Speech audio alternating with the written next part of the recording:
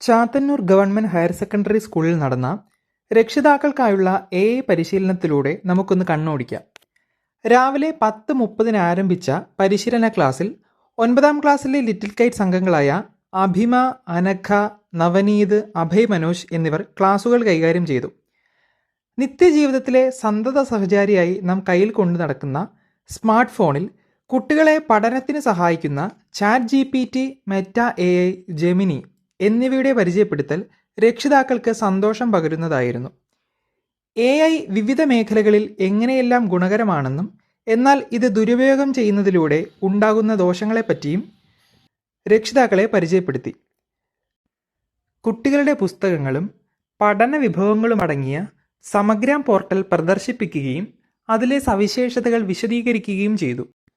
സ്കൂളിലെ little Kites unit ഇങ്ങനെയൊരു പരിശീലന ക്ലാസ് ഏറ്റെടുത്ത് പ്രാവർത്തികമാക്കിയതിൽ രക്ഷിതാക്കൾ നന്ദി പറഞ്ഞു.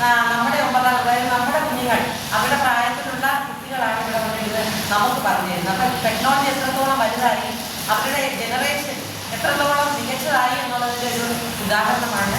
അതോടൊപ്പം തന്നെ നമ്മുടെ AI എന്താണ്, ChatGPT, ജെമിനി ഇതൊക്കെ എങ്ങനെ ഉപയോഗിക്കണം, ചെയ്യേണ്ടതുണ്ട്, ചെയ്യരുതാത്തതുണ്ട്.